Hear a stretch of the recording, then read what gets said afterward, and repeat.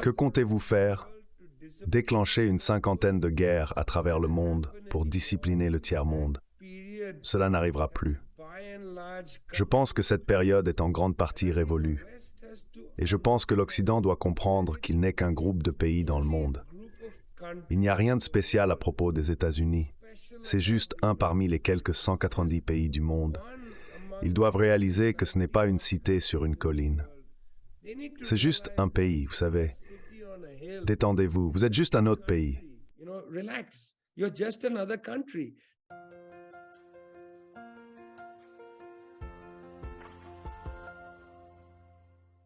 Hello everybody. This is Pascal from Neutrality Studies. Bonjour à tous, ici Pascal de Neutrality Studies, et je suis rejoint aujourd'hui par Vijay Prashad, un historien, journaliste et universitaire indien. Il a été professeur d'études internationales au Trinity College, Connecticut, et a écrit 40 livres, dont Red Star Over the Third World et The Darker Nations, A People's History of the Third World. Son dernier livre, The Withdrawal, Iraq, Libya, Afghanistan and the Fragility of US Power, a été coécrit avec Noam Chomsky. Il est actuellement directeur exécutif de l'Institut tricontinental de recherche sociale. Vijay est un intellectuel public. Je le considère, avec des personnes comme Noam Chomsky, Yanis Varoufakis et Jeremy Corbyn, comme l'un des leaders de la gauche mondiale. Il souligne que le colonialisme n'a jamais vraiment pris fin et que la majorité des guerres d'aujourd'hui sont encore le résultat de la politique impériale occidentale. Vijay, corrige-moi si je me trompe, mais c'est ainsi que je te perçois. Alors, merci beaucoup de m'avoir rejoint. Écoute, Pascal, c'est un plaisir et je suis heureux de parler à quiconque réside au Japon. Donc c'est génial d'être avec toi. Merci beaucoup. Alors, Vijay, vous avez beaucoup écrit sur la politique mondiale, avec un accent particulier sur ce qui est souvent désigné comme le tiers-monde. Ce terme provient des États non alignés qui voulaient rester neutres et ne pas s'aligner avec l'une des deux grandes puissances. Où voyez-vous le tiers-monde aujourd'hui, surtout dans le contexte des pays qui tentent d'éviter d'être entraînés dans la nouvelle guerre froide qui se déroule sous nos yeux?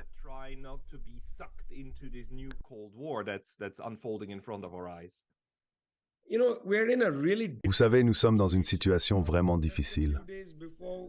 Juste quelques jours avant notre conversation, Pascal, le groupe d'experts intergouvernemental sur l'évolution du climat, le GIEC, a publié un document résumé. Si vous ne l'avez pas lu, je vous recommande de ne pas le lire car c'est vraiment effrayant. Il montre que la catastrophe climatique s'accélère. C'est un problème. Chaque année, des agences de l'ONU, telles que le Programme des Nations Unies pour le développement, la Conférence des Nations Unies sur le commerce et le développement, et même le Fonds monétaire international, publient des rapports sur l'aggravation de l'inégalité sociale dans le monde. Cette inégalité se creuse avec des milliards de personnes qui luttent pour trouver de la nourriture chaque jour. Pas juste des millions ou des centaines de millions, mais des milliards. C'est selon le jugement de l'Organisation des Nations Unies pour l'alimentation et l'agriculture et le Programme alimentaire mondial de l'ONU. Étant donné la catastrophe climatique, l'aggravation des inégalités et le désespoir dans le monde, on pourrait penser que c'est une excellente opportunité pour les grandes puissances du monde de se réunir. Elles pourraient utiliser les institutions multilatérales, comme l'ONU de bonne foi, y tenter de négocier un accord et écouter les intérêts nationaux des uns et des autres, ainsi que les insécurités auxquelles les pays sont confrontés. Mais en fait, nous allons dans la direction opposée. Nous nous dirigeons vers une plus grande confrontation et moins de collaboration.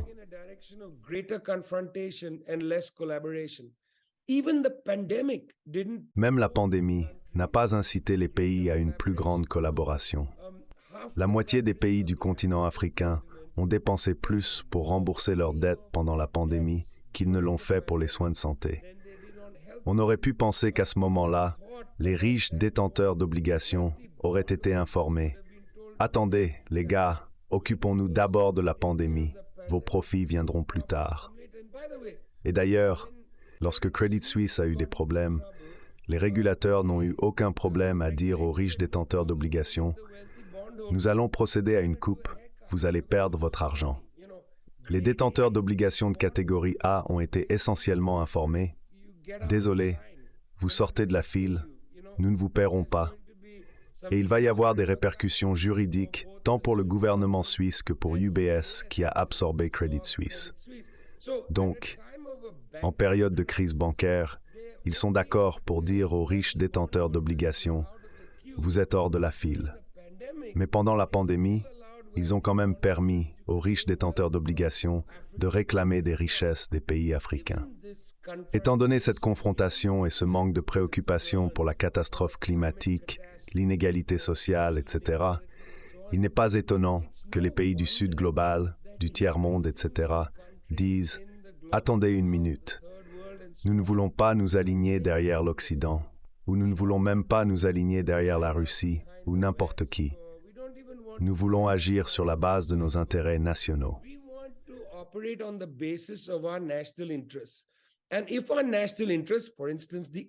Si nos intérêts nationaux, par exemple, dans le cas du gouvernement indien, dictent que nous continuons à commercer avec la Russie pendant cette guerre, alors nous le ferons.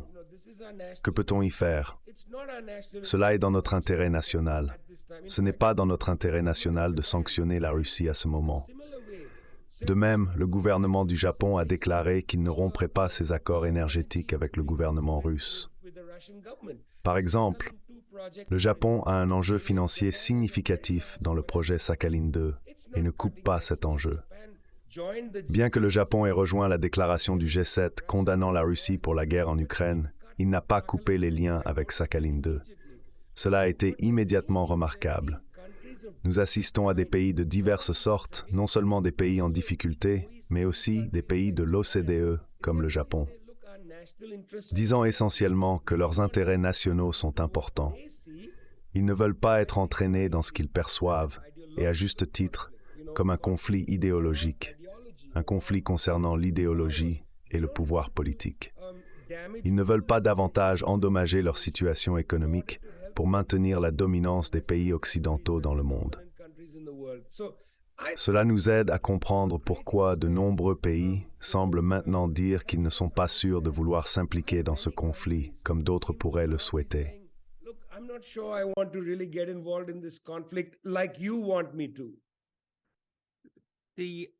Le spin idéologique que l'Occident donne à la guerre actuelle en Ukraine est énorme. Elle est présentée comme une bataille du bien contre le mal du point de vue occidental.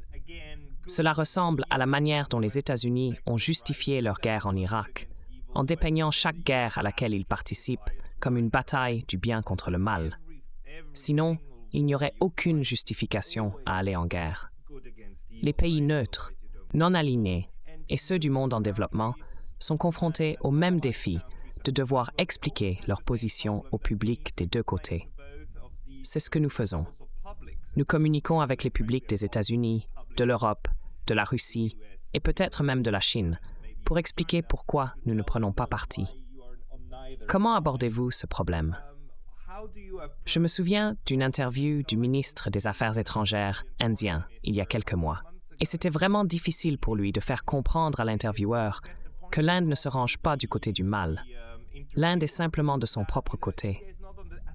Pourquoi est-ce si difficile? Et comment y faites-vous face? Parce que je crois que vous devez avoir rencontré ce problème à plusieurs reprises. Pascal, je suis vraiment content que tu aies utilisé le mot « mal ». Pascal, I'm really glad you used the word evil. And that's it, because it's such an interesting... Parce que c'est un concept tellement intéressant, je ne veux pas trop m'attarder sur la théologie. Cependant, je pense qu'il est important de considérer une certaine vision du monde, particulièrement celle influencée par le christianisme, parmi d'autres religions abrahamiques. Cette vision du monde introduit le concept du mal. Personnellement, je ne crois pas à la notion abstraite du mal. Au lieu de cela, je crois au concept de contradiction.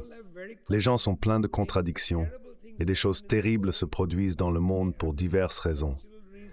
Ces raisons incluent des problèmes structurels, des choix individuels et des moments où les gens suspendent leur jugement éthique.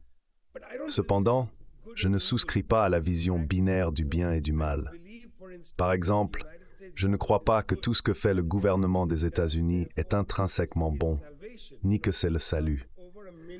La guerre en Irak, qui a résulté en plus d'1 million de morts, n'est pas justifiée simplement parce que les États-Unis l'ont menée. Cela ne lui donne pas un laissez-passer gratuit, à mon avis. De même, je ne qualifie pas les États-Unis de mal à cause des victimes en Irak. Comprendre le monde nécessite de reconnaître sa complexité, les contradictions et les différents groupes de pouvoir qui entrent en jeu. Ces groupes suspendent parfois le jugement éthique, se livrent à des guerres impitoyables et causent de nombreuses morts. De même, je ne considère pas tous les adversaires des États-Unis comme maléfiques. Par exemple, jusqu'en 2007, les pays occidentaux ont contribué à construire la réputation de Vladimir Poutine. Tony Blair a même publiquement cautionné Poutine après lui avoir rendu visite et avoir assisté à l'opéra ensemble.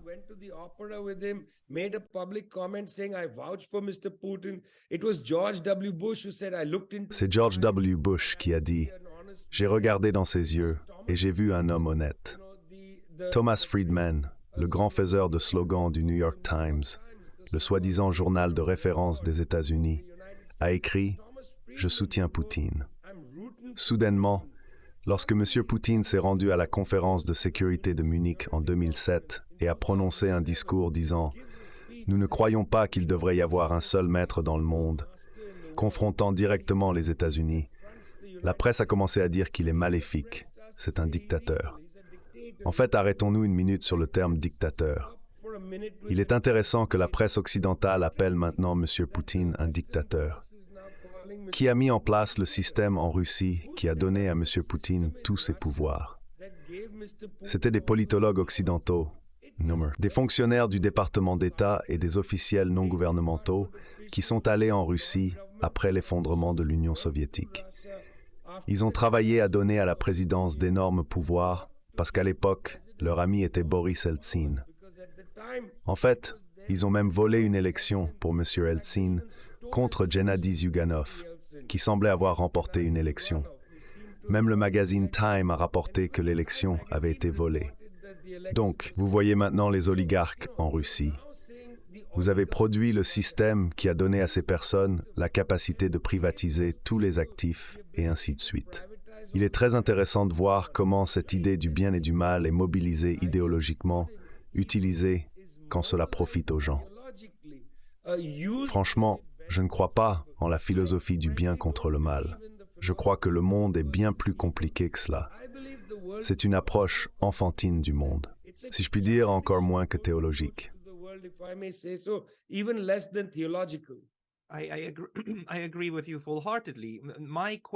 Je suis entièrement d'accord avec vous. Ma question est, pourquoi est-il possible pour une société libre, comme l'Occident, malgré ses défauts et erreurs, de vendre l'idée du bien contre le mal à la majorité des gens et de simplifier le monde de cette manière, surtout lorsque les contradictions sont accablantes? Par exemple, l'Arabie saoudite et l'Égypte ne sont pas des phares de démocratie. Pourtant, elles sont de proches alliés de l'Europe et des États-Unis. Nous faisons face à d'énormes contradictions. Actuellement, on nous demande de croire que la Russie a fait exploser son propre pipeline ou que c'est un mystère de savoir qui l'a fait. Ces contradictions sont flagrantes et significatives. Je me demande comment il est encore possible de vendre ce récit et de contrôler le récit politique pendant 6 semaines à la fois. Ce contrôle semble être efficace, ralliant de nombreuses personnes derrière l'idée que seule une victoire militaire est une bonne victoire en Ukraine, ce qui est à la racine de toutes les guerres sanglantes. Quel est votre avis? What's your take? Oui, c'est vraiment intéressant. Il y a plusieurs niveaux. Discutons d'abord de la couche idéologique, puis passons à la sociologie de la connaissance. En commençant par l'idéologie, il existe une croyance largement répandue selon laquelle l'Occident est fondamentalement bienveillant. C'est intriguant de se demander d'où vient cette croyance, compte tenu de la longue histoire de colonialisme, de génocide et d'autres atrocités. Il semble impossible de qualifier des pays comme les États-Unis de génocidaires. Le génocide est souvent attribué aux barbares. Il y a un sous-entendu raciste dans la manière dont l'Occident est toujours perçu comme bienveillant, indépendamment de son histoire. Par exemple, la Belgique et le roi Léopold II ont commis des génocides de masse au Congo. Pourtant, ce sont les Congolais qui sont vus comme des sauvages et les Belges comme civilisés. Considérez ce qu'un officiel européen a dit récemment. Il a décrit l'Europe comme un jardin et le reste du monde comme une jungle. C'est une déclaration incroyable qui rappelle le langage du 19e siècle. Cela implique que l'Europe est bienveillante et incapable de faute. Je me souviens avoir couvert la guerre en Libye.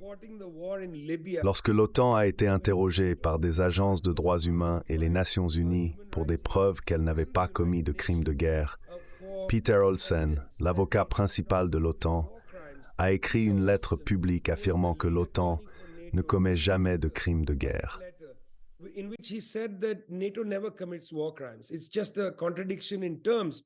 Il est contradictoire d'associer l'OTAN à des crimes de guerre. Essentiellement, il existe une croyance dans la bienveillance de l'OTAN. De plus, il y a le concept de la construction sociale du savoir. Parlant de Noam Chomsky, que vous avez mentionné plus tôt, il est un ami de longue date. Nous avons collaboré sur un livre et avons des discussions fréquentes. Malgré sa vaste connaissance, Chomsky apparaît rarement dans les médias grand public pour discuter de politique. Sa récente apparition dans The New York Times n'était pas à propos de l'Ukraine, malgré ses insights significatifs sur le sujet. Ce n'était pas non plus à propos de la nouvelle guerre froide avec la Chine ou le blocus sur Cuba, sujets sur lesquels il a des perspectives précieuses. Au lieu de cela, cela se concentrait sur ses vues sur l'intelligence artificielle. Il semble qu'il soit autorisé à discuter de certains sujets, mais pas d'autres, comme sur la radio publique nationale ou des plateformes similaires. Chomsky le souligne souvent, quoique de manière unique et modérée. Malgré le fait d'avoir de nombreuses plateformes, elles sont relativement petites comparées aux médias grand public. En tant qu'intellectuel américain éminent et défenseur de la justice, il est notable qu'il ne puisse pas atteindre un public plus large. Cette situation met en lumière la sociologie du savoir. De même, ceux qui ont soutenu la guerre contre l'Irak continuent de servir d'analystes pour la politique étrangère des États-Unis, malgré les controverses.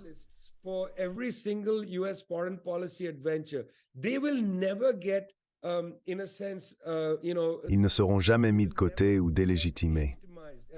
Les personnes qui ont participé à la construction de cette guerre, comme George W. Bush et Condoleezza Rice, sont toujours invités à la télévision aux États-Unis pour parler de leurs opinions sur l'Ukraine, et ainsi de suite. Cependant, les personnes ayant des avis différents ne bénéficient pas de la même plateforme. Cette situation met en lumière la sociologie de la connaissance. Oui, il y a beaucoup d'ouverture. Les autorités ne nous empêchent pas d'avoir une conversation sur un podcast, ce qui est bien. Mais les principaux médias, comme The Washington Post, The Wall Street Journal et CNN, n'offrent pas une grande diversité d'opinions. Même MSNBC, qui est considérée comme la chaîne grand public la plus libérale aux États-Unis, n'a pas beaucoup couvert Bernie Sanders et ses partisans pendant sa campagne. Sanders était essentiellement hors limite. Cela indique qu'il existe des règles non dites sur ce qu'il est permis de discuter. Vous pouvez dire ce que vous voulez dans la rue, mais il n'y a pas de canaux publics significatifs pour la communication de masse. La BBC au Royaume-Uni est un cas intéressant car c'est une chaîne soutenue par le gouvernement, financée par des frais de licence du public.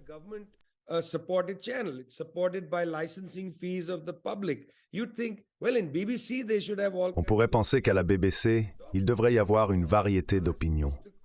Si vous parlez à Jeremy Corbyn et lui demandez combien de fois il est autorisé à exprimer son opinion, vous pourriez être surpris. Lorsque Gary Lineker, le grand footballeur britannique qui a mené l'Angleterre à des victoires, a été récemment retiré de son poste en raison de ses opinions sur les réfugiés, cela a soulevé des questions. Gary Lineker était le présentateur d'une émission de football, mais il a fait quelques tweets critiquant la politique du gouvernement britannique sur les réfugiés, et en conséquence, la BBC a suspendu son émission. Jeremy Corbyn a publiquement défendu Gary Lineker. On pourrait penser que la BBC aurait dû inviter Jeremy à avoir une conversation, surtout puisqu'il est l'ancien leader du Labour, mais cela ne s'est pas produit. Lorsque Keir Starmer a dit que Jeremy Corbyn ne pourrait pas se présenter sous l'étiquette du Labour à North Islington, la BBC n'a pas invité Jeremy pour une discussion. Donc il est clair qu'il y a des limites. Jeremy peut dire ce qu'il veut sur Twitter, mais quand il s'agit de communication de masse contrôlée par de grandes entreprises et même des gouvernements, il y a des limites. Dans le cas de la BBC, il y a des restrictions sur ce qui est permis. Bien qu'il soit compréhensible que les personnes au pouvoir aient leurs limites, ne faisons pas semblant que cette situation représente le concept de société ouverte de Karl Popper.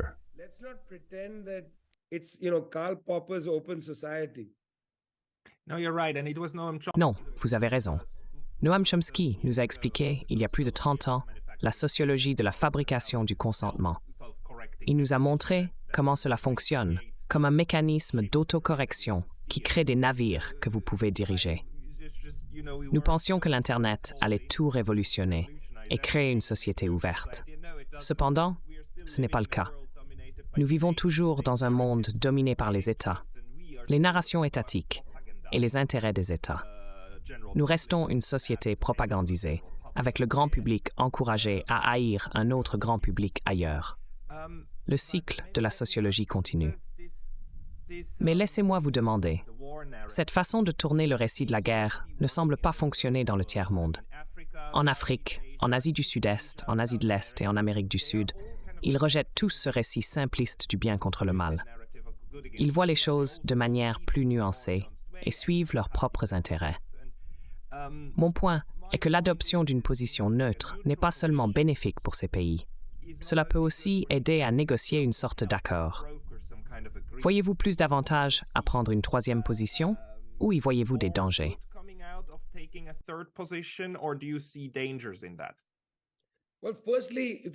Tout d'abord, si vous remontez à 20 ans en arrière, vous vous souviendrez que la plupart des pays du tiers-monde étaient très opposés à la guerre en Irak menée par les États-Unis. Thabo Mbeki, alors président de l'Afrique du Sud, avait fait des déclarations publiques condamnant la préparation à la guerre. De même, le gouvernement indien avait averti qu'il ne permettrait pas que son sol soit utilisé pour des vols de Diego Garcia vers l'Irak. À l'époque, les pays étaient également mal à l'aise face à une aventure américaine de ce type. Cependant, ils n'avaient pas le genre de confiance qu'ils ont aujourd'hui, en partie parce qu'ils étaient tous pris dans la vague de la mondialisation. Rappelez-vous, cela se passait moins de 10 ans après la création de l'Organisation mondiale du commerce. Aujourd'hui, 20 ans plus tard, les choses ont changé. Ce changement est en partie dû à l'émergence économique de la Chine et à ses efforts pour fournir des alternatives institutionnelles. Par exemple, le fait que la Banque populaire de Chine propose des swaps de devises donne au pays une option autre que de se tourner directement vers le FMI pour une politique d'ajustement structurel ou d'aller vers les groupes de Londres ou de Paris pour lever des fonds via un projet soutenu par le FMI. Maintenant, ils ont deux choix en grande partie grâce à la concurrence de faire un projet de la ceinture et de la route, et ainsi de suite.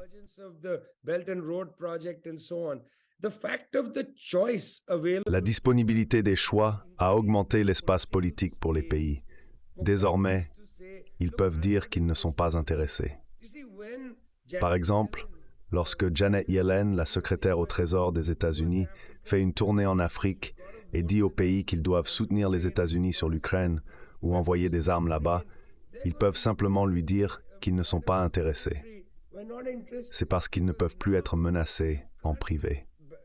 Si les États-Unis disent qu'ils restreindront le crédit pour ne pas s'aligner politiquement, ces pays peuvent se tourner vers la Chine.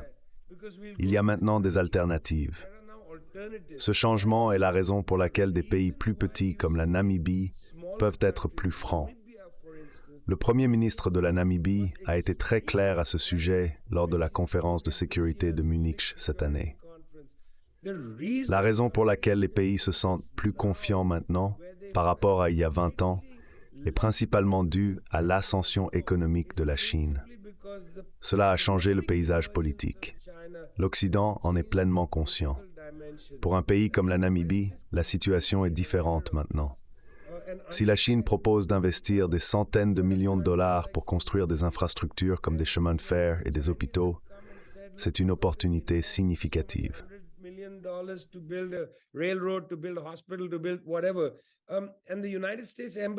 L'ambassade des États-Unis dit « Ne prenez pas l'accord ». Le gouvernement de la Namibie va se tourner vers l'ambassade et demander « Qu'avez-vous à proposer ?» À cause de la grève fiscale aux EU et de la financiarisation de l'économie, il n'y a tout simplement rien que le gouvernement américain puisse offrir. La Millennium Challenge Corporation, mise en place par l'administration Bush en 2004, était censée être le nouveau corps de la paix ou le nouveau plan Marshall. Elle est maintenant utilisée comme un concours contre la Chine. Nous parlons de centaines de millions de dollars. Anthony Blinken était récemment au Niger, dans la région du Sahel, et il a promis 150 millions de dollars au Sahel à des fins humanitaires. Les Chinois peuvent proposer cette somme en 15 minutes.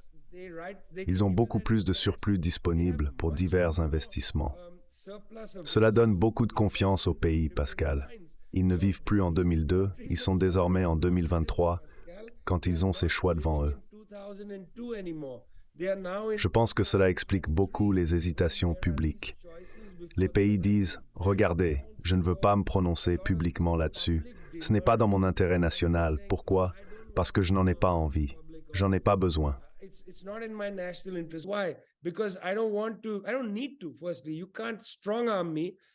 Tout d'abord, vous ne pouvez pas me forcer la main.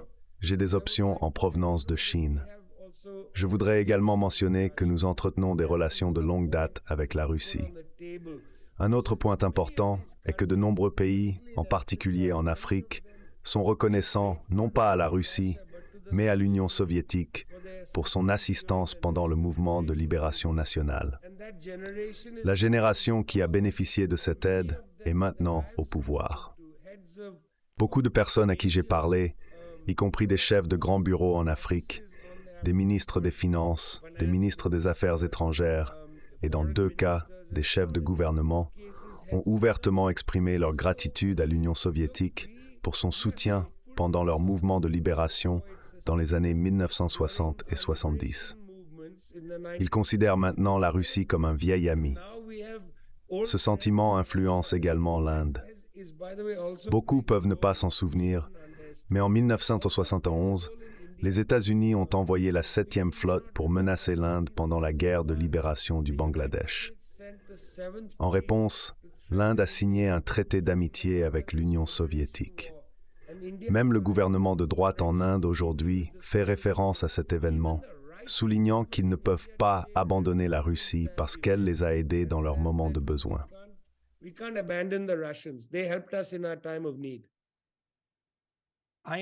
Je crains que l'une des choses que les États-Unis et l'Occident, y compris l'Union européenne, retiendront de cette situation, soit la conviction que nous avons besoin de plus d'interventionnisme dans les pays qui ne sont pas alignés. Ils pensent que nous devons montrer à la Namibie le bon chemin. Je crains que les États-Unis ne montrent déjà cette tendance en ciblant ceux qui sont indécis ou qui ne sont pas alignés avec nous. Voyez-vous un danger là, ou pensez-vous que les choix désormais disponibles rendront plus facile pour le tiers-monde de naviguer dans la venue ou la nouvelle guerre froide?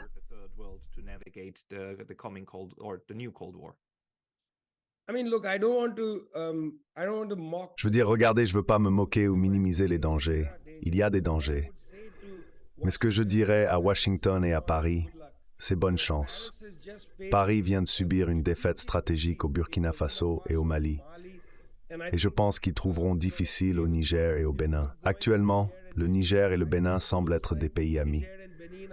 Cependant, ces gouvernements sont assis sur le fil du rasoir parce que les populations regardent vers le Burkina Faso et le Mali. Elles observent les gouvernements militaires dirigés par des jeunes qui sont orientés vers le bien-être de la population. Ces pays disent aux Français qu'ils ne sont pas les bienvenus au Sahel. Les défaites subies par la France face à ces pays plus petits en termes de puissance et d'influence sont significatives. Alors, bonne chance aux États-Unis. Je ne pense pas que les 2 visites de Blinken en Éthiopie et au Niger seront fructueuses. l'Éthiopie a développé une relation très antagoniste avec l'Occident à la suite de la guerre contre le peuple du Tigré. Il développe une forte attitude anti-impérialiste. Au Niger, malgré le fait qu'il y ait une importante base de drones coûtant presque 300 millions de dollars, les États-Unis ont une grande base, la base aérienne 201 à Agadez. De plus, les Français ont une importante mine d'uranium dans la ville d'Arlit, au nord d'Agadez, vers la frontière libyenne. In the town of Arlit, north of Agadez, toward the Libyan border. Good luck controlling all that, my friends. Bonne chance pour contrôler tout cela, mes amis, car deux choses mettent en danger le contrôle de l'Occident au Sahel, qui est un cas d'essai pour ce dont nous parlons. Pouvez-vous inverser la tendance? Deux choses. L'une est l'élément djihadiste qui a été réveillé par la guerre ridicule de l'Occident contre la Libye, qui est là frappant aux portes de la mine d'uranium française à Arlit. Deuxièmement, la fragilité de ces gouvernements est évidente, car de jeunes officiers militaires dans leur pays regardent le palais présidentiel et disent « Vous êtes corrompus et nous venons pour vous ». Je pense que ces jeunes officiers ne sont pas disposés à faire cause commune avec les Français ou avec les Américains. Ils ne sont pas facilement achetables. Ils ont des orientations différentes. Donc je ne pense pas que quoi que l'Occident veuille faire, que vont-ils faire? Avoir comme 50 guerres autour du monde pour discipliner le tiers-monde, cela ne va plus se produire. Je pense que cette période est en grande partie révolue. L'Occident doit comprendre qu'il est simplement un groupe de pays dans le monde. Il n'y a rien de spécial à propos des États-Unis. C'est juste un parmi les 190 et quelques pays dans le monde. Ils doivent réaliser que ce n'est pas une ville sur une colline, c'est juste un pays. Détendez-vous, vous êtes juste un autre pays. Rien de spécial à votre sujet, c'est un peu comme Israël. Rien de spécial à votre sujet, vous êtes juste un autre pays. Détendez-vous. Comportez-vous comme des êtres humains. Vijay, tu me donnes beaucoup d'espoir et de très bonnes vibrations. Alors merci beaucoup d'avoir pris le temps de parler avec nous tous. C'est mon plaisir, Pascal, vraiment. Really.